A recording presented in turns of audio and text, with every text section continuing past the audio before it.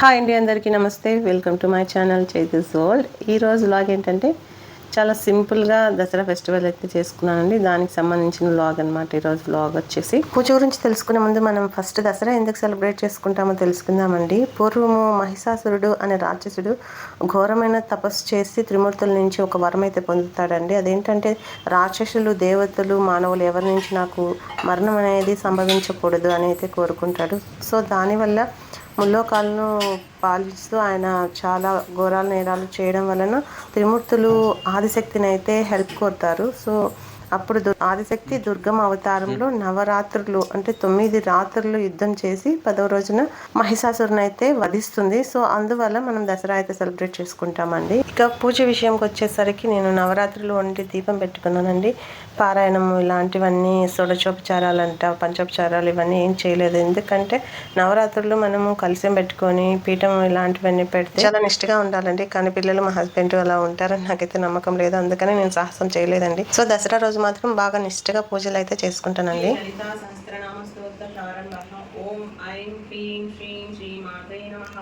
శ్రీ మాతా శ్రీ మహారాజ్ఞి శ్రీమత్సింహాసనేశ్వరి చిదగ్నికుండ సంభూత దేవకార్య సముద్యత ఉద్యద్భాను సహస్ర. Morning evening 2 పూటల లలిత సహస్రనామ స్తోత్రాలు అయితే చదువుకున్నాను. తర్వాత అష్టాదశ శక్తిపీఠముల గురించి చదివానండి. అష్టాదశ శక్తిపీఠముల ధ్యానములు: శ్రీ శాంకరీ దేవి, శ్రీ సతీ శాంకరీ దేవి, త్రికోమలి పురప్రభా గౌరీ భక్త కామ ఫలప్రద కాంచీపుర శ్రీదేవి.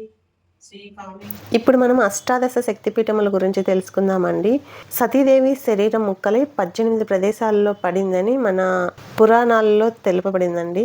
ఆ 18 ప్రదేశాల్లో ఒకటి పాకిస్తాన్లోను, మరొకటి శ్రీలంకలోను, మిగిలిన 16 మన భారతదేశంలో పడ్డాయన్నమాట. ఎక్కడైతే పడ్డాయో ఆ ప్లేసెస్ని శక్తిపీఠములు అంటారు. అష్టాదశ శక్తిపీఠములు అని అంటారండి. ఇప్పుడు నేను ఆ శక్తిపీఠములు ఎక్కడ ఉన్నాయి, వాటి ప్రాధాన్యత గురించి అయితే చదువుతున్నాను. ఇవి చదవడం వల్ల మనం ఆ శక్తిపీఠములను దర్శించినంత, ఆ అమ్మవార్లను దర్శించినంత పుణ్యం అయితే లభిస్తుందంట అండి.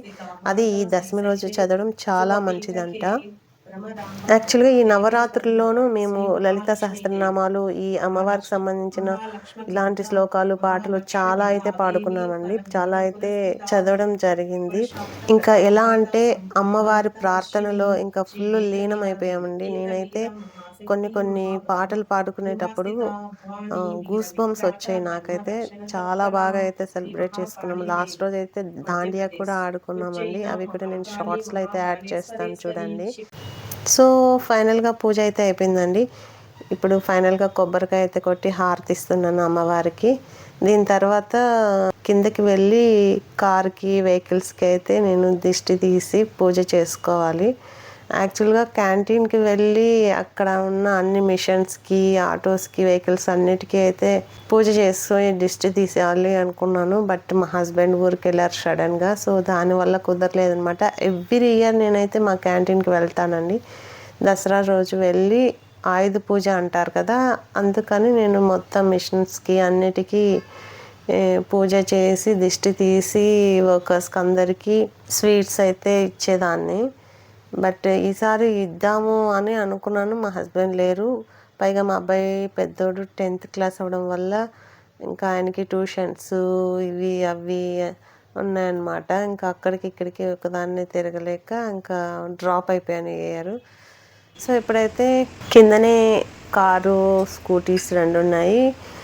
ఆ మూడిటికి పూజ చేయాలన్నమాట. పూజ చేసి దిష్టి తీసుకొని రావాలి.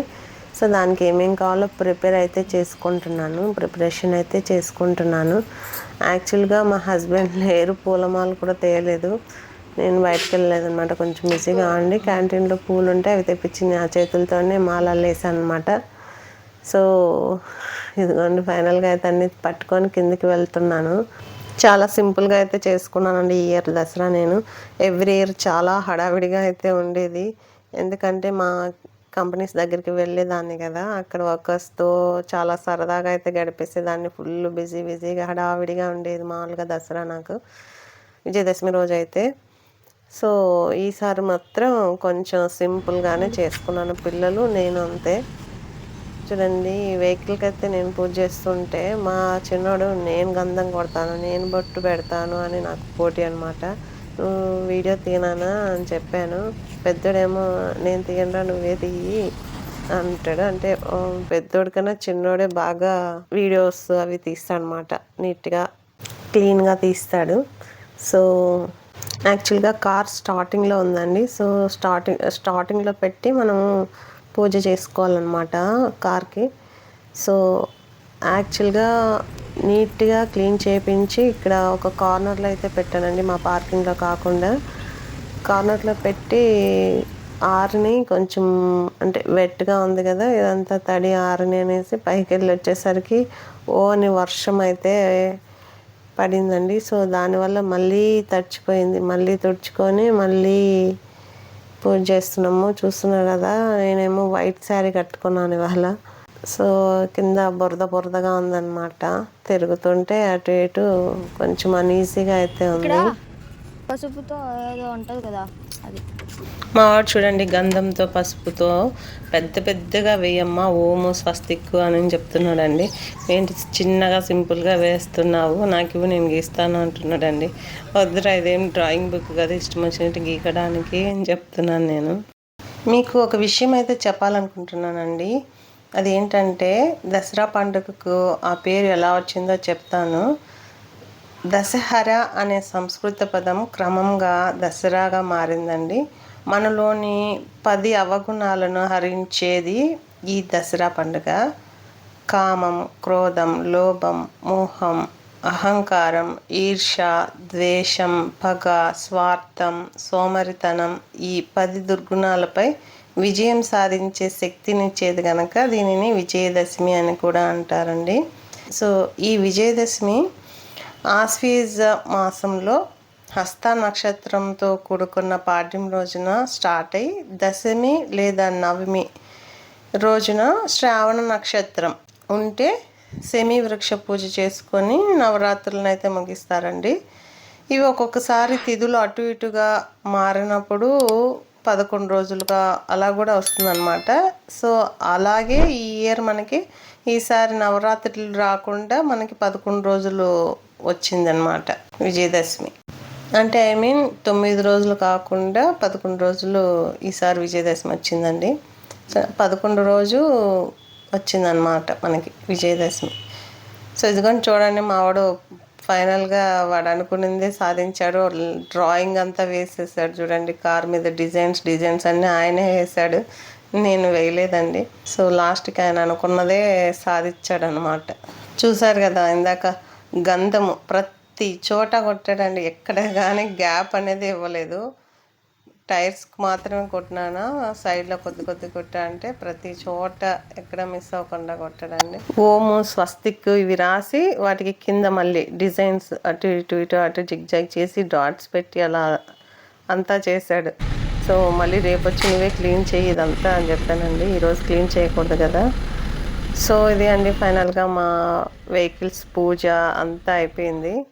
సో ఇప్పుడైతే నిమ్మకాయలు తొక్కిచ్చేసి సరదాగా 2 పిక్స్ అయితే తీసుకుంటున్నాము.